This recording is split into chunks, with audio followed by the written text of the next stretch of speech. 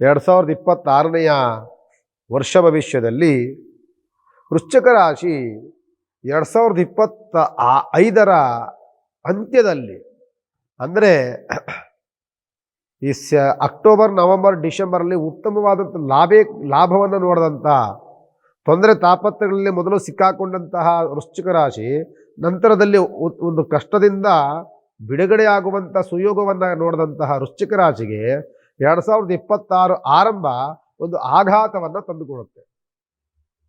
ಯಾಕೆ ಅಂದರೆ ಯೋಗಕ್ಕೆ ಬಂದಂತಹ ಗುರು, ಲಾಭಕ್ಕೆ ಬಂದಂತಹ ಗುರು, ಶುಭ ಸೂಚನೆ ಕೊಟ್ಟಂಥ ಗುರು ಮತ್ತೆ ವಕ್ರ ಗುರುವಾಗಿ ಅಷ್ಟಮ ಸ್ಥಾನದಲ್ಲಿ ಕೂತು ವ್ಯವಹಾರವನ್ನು ಕೆಡಿಸುವಂಥದ್ದು, ವ್ಯವಹಾರಗಳಲ್ಲೂ ಹಾಳಾಗುವಂಥದ್ದು, ಪ್ರಯತ್ನಿಸಿದ ಕೆಲಸಗಳಲ್ಲೂ ಸಹ ವಿಫಲತೆಯನ್ನು ಕಾಣುವಂಥದ್ದು. ನಿನ್ನೆ ಮೊನ್ನೆ ತುಂಬ ಚೆನ್ನಾಗಿತ್ತು, ಇವತ್ತೇನೋ ಪ್ರಯತ್ನ ಪಟ್ಟರೆ ಇದು ಲಾಸ್ ಆಯಿತು ಅನ್ನುವಂತಹ ವಾತಾವರಣಗಳನ್ನು ಗುರುಗ್ರಹ ತಂದು ಕೊಡ್ತಾರೆ. ಯಾಕೆ ಅಂದರೆ ಅಷ್ಟಮದಲ್ಲಿರುವಂಥ ಗುರು ಬದಲಾವಣೆ ಆಗಬೇಕಾದ್ರೆ ಏಪ್ರಿಲ್ ತಿಂಗಳು ಬೇಕಾಗ್ತದೆ. ಆದ್ದರಿಂದ ಎಚ್ಚರಿಕೆಯನ್ನು ವಹಿಸಿ ಈ ವೃಶ್ಚಿಕ ರಾಶಿಯವರು. ವೃಶ್ಚಿಕ ರಾಶಿಯವರಿಗೆ ಗುರುವಿನ ಶೂನ್ಯತೆ ಜಾಸ್ತಿ ನಿಮ್ಮನ್ನು ಕಾಡುತ್ತೆ. ಗುರುವಿನ ಬಲ ಇಲ್ಲ ಅಂತ ಅಂದಾಗ ಶುಭ ಕಾರ್ಯಗಳು ತಟಸ್ಥವಾಗುತ್ತೆ. ಶುಭ ಕಾರ್ಯಗಳಲ್ಲಿ ಎಡಗುರು ತೊಡರುಗಳು ಬರುತ್ತೆ. ಶುಭ ಕಾರ್ಯಗಳಲ್ಲಿ ಇಲ್ಲ ಸಲ್ಲದ ಅಪನಿಂದನೆಗಳು, ಅಪರಾಧಗಳು ಬರುವಂಥ ಸಾಧ್ಯತೆಗಳು ಜಾಸ್ತಿ ಇರುತ್ತೆ.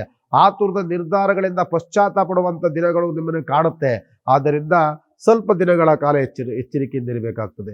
ನಾನು ಹೇಳುವಂಥದ್ದು ವೃಶ್ಚಿಕ ರಾಶಿಗೆ ಒಂದು ಕಿವಿ ಮಾತನ್ನು ಹೇಳಬೇಕು ಅಂತ ಅಂದರೆ 2026ನೇಯ ಏಪ್ರಿಲ್ವರೆಗೂ ಯಾವುದೇ ಶುಭ ಕಾರ್ಯಗಳನ್ನು ಅಂದರೆ ಮದುವೆಗಳನ್ನು, ಯಾವುದೇ ಮನೆ ಕಟ್ಟುವಂಥ ಯೋಗಗಳನ್ನು, ಈ ಮದುವೆ ಮಾಡಬೇಕು ಅಂತ ಯಾವುದಾದ್ರೂ ಹುಡುಗ ಹುಡುಗಿ ನೋಡ್ತಿದ್ರೆ ಅದನ್ನು ಒಂದು 4 ತಿಂಗಳುಗಳ ಕಾಲ ಅದನ್ನು ಪೋಸ್ಟ್ಪೋನ್ ಮಾಡಿ ಏಪ್ರಿಲ್ ತಿಂಗಳು ನಂತರದಲ್ಲಿ ಅದು ಡಿಸೈಡ್ ಮಾಡೋಣ, ಯಾವುದು ವರ ಬೇಕು, ಯಾವುದು ಓದಬೇಕು, ಅನಂತರದಲ್ಲಿ ನಿರ್ಧಾರ ಮಾಡೋಣ ಅನ್ನುವಂತಹ ಸ್ವಲ್ಪ ಸಮಯಕ್ಕೆ ಕಾಲಾವಕಾಶವನ್ನು ಕೊಟ್ಟು ಸ್ವಲ್ಪ ಸಮಯವನ್ನು ವಿಳಂಬವನ್ನು ಮಾಡಿ ಆಗ ನಿಮಗೆ ಆಗುವಂಥ ಬೀಸುವ ದೊಣ್ಣೆಯಿಂದ ತಪ್ಪಿಸ್ಕೊಳ್ಳುವಂತಹ ವಾತಾವರಣಗಳು ಬರುತ್ತೆ.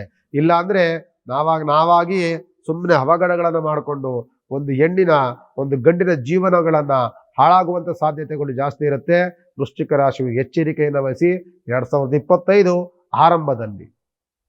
ಅನಂತರದಲ್ಲಿ ವೃಶ್ಚಿಕ ರಾಶಿಯವರಿಗೆ ನೋಡಿ, ವೃಶ್ಚಿಕ ರಾಶಿಯವರಿಗೆ 3ನೇ ಸ್ಥಾನದಲ್ಲಿರುವಂಥ ಶುಕ್ರ ಗ್ರಹ, 3ನೇ ಸ್ಥಾನದಲ್ಲಿರುವಂಥ ಕುಜಗ್ರಹ, 3ನೇ ಸ್ಥಾನದಲ್ಲಿರುವಂಥ ಬುಧ ಗ್ರಹ, 3ನೇ ಸ್ಥಾನದಲ್ಲಿ ಇರುವಂಥದ್ದೇ ರವಿಗ್ರಹ. 4 ಗ್ರಹಗಳು ಸಹಿತ ಅಷ್ಟಮದಲ್ಲಿ ಗುರು ಇದ್ದರೆ ಈ ಶುಕ್ರನೂ ಸಹ ನಮಗೆ ಒಂದು ರೀತಿಯಾದಂಥ ಕಷ್ಟವನ್ನು ತಂದು ಕೊಡೋಕ್ಕೆ ಆರಂಭವನ್ನು ಮಾಡ್ತಾರೆ. ನಾನು ಆಗಲೇ ಹೇಳ್ದಂಗೆ ಹಣಕಾಸಿನಲ್ಲಿ ಗೊಂದಲಗಳು, ಸಮಸ್ಯೆಗಳು, ಕಷ್ಟಗಳು, ಕಾರ್ಪುಣ್ಯಗಳು ಇವೆಲ್ಲವೂ ತಂದು ಕೊಡುವಂಥದ್ದು ಗ್ರಹಗತಿಗಳಿರುತ್ತೆ. ನಂತರದಲ್ಲಿ ಬುದ್ಧಿ ಭಾಳ ಚಂಚಲವಾಗಿಬಿಡುತ್ತೆ. ಏನು ಮಾಡೋಕ್ಕೋದ್ರೂ ಏನಪ್ಪ, ನಾನು ಏನು ಕೈ ಹಾಕಿದ್ರೂ ಸಹ ಎಲ್ಲ ಪ್ರಾಬ್ಲಮ್ಗಳೇ ಆಗುತ್ತಲ್ಲ, ಏನು ಮಾಡೋದು ನಾನು ಒಂದು ರೀತಿಯಾದಂತಹ ಮನೋವ್ಯಥೆಗಳಿಗೆ ನೀವು ಗುರಿಯಾಗುವಂಥ ಸಾಧ್ಯತೆಗಳು ಇರುತ್ತೆ. ನಂತರದಲ್ಲಿ ನೋಡಿ, ಪಂಚಮದಲ್ಲಿ ಶನಿಗ್ರಹ. ಆ ಶನಿಗ್ರಹ ಅಂತ ಪಂಚಮದಲ್ಲಿ ಬಿಡೋದೇ ಇಲ್ಲ ನಿಮ್ಮನ್ನು. ಇನ್ನು ಈ ವರ್ಷ ಪೂರ ಶನಿಗ್ರಹ ಪಂಚಮದಲ್ಲಿ ಇರುತ್ತೆ. ಪಂಚಮದಲ್ಲಿ ಶನಿ ಬಂದಾಗ ಅತಿಯಾದಂಥ ಕೋಪದ ವಾತಾವರಣಗಳನ್ನು ತಂದುಕೊಡುತ್ತೆ. ನಿಮ್ಮ ಬಗ್ಗೆ ನೀವು ಜಿಗುಪ್ಸೆಯನ್ನು ಪಡ್ತೀರಿ, ನಿಮ್ಮ ಬಗ್ಗೆ ನೀವೇನೇ ಕೋಪವನ್ನು ಮಾಡ್ಕೊಳ್ತೀರಿ. ನಿಮ್ಮ ಮೇಲೆ ನೀವೇ ಕೋಪ ಮಾಡಿಕೊಂಡಾಗ ಮನಸ್ಸು ಗೊಂದಲ ಗೂಡುಗಳಾಗತ್ತೆ. ಆದ್ದರಿಂದ ನಾನು ಹೇಳುವಂಥದ್ದು ಈ ವೃಶ್ಚಿಕ ರಾಶಿಯವರು ಏಪ್ರಿಲ್ ತಿಂಗಳವರೆಗೂ ಸಹ ಯಾವ ವ್ಯವಹಾರಗಳಿಗೂ ನೀವು ಹೋಗಬೇಡಿ. ಏನು ಮಾಡೋ ವ್ಯವಹಾರವನ್ನು ಮಾಡ್ತಿದ್ದೀವಿ ಆ ವ್ಯವಹಾರ ಸುಮ್ಮನೆ ನಡ್ಕೊಂಡು ಹೋಗಲಿ. ಯಾವ ವ್ಯವಹಾರಗಳಿಗೂ, ಯಾವ ಗೊಂದಲಗಳಿಗೂ, ಗಲಾಟೆಗಳಿಗೂ, ಯಾವ ನಿರ್ಧಾರಗಳಿಗೂ ನೀವು ಕೈ ಹಾಕಕ್ಕೆ ಹೋಗಬೇಡಿ. ಕೈ ಹಾಕಿದ ಕೆಲಸವೆಲ್ಲವೂ ಸಹ ನಷ್ಟಕ್ಕೆ, ಕಷ್ಟಗಳಿಗೆ, ಸಮಸ್ಯೆಗಳಿಗೆ, ಗೊಂದಲಗಳಿಗೆ ಗುರಿಯಾಗುತ್ತೆ ಹೊರತು ಲಾಭಕ್ಕಂತೂ ಯಾವುದೂ ಸಹ ವೃಶ್ಚಿಕ ರಾಶಿಯವರಿಗೆ ಜನವರಿ, ಫೆಬ್ರವರಿ, ಮಾರ್ಚ್, ಏಪ್ರಿಲ್ ಇಲ್ಲಿವರೆಗೂ ನೀವು ತಡ್ಕೊಳ್ಬೇಕಾಗ್ತದೆ.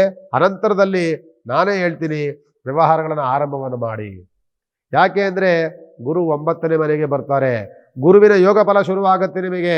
ಅನಂತರದಲ್ಲಿ ನಿಮಗೆ ಎಲ್ಲ ಬುಧನ ಗ್ರಹ, ಎಲ್ಲ ವ್ಯವಹಾರಗಳು ಪ್ರಗತಿಗೆ ಕಾಣುವಂಥದ್ದು.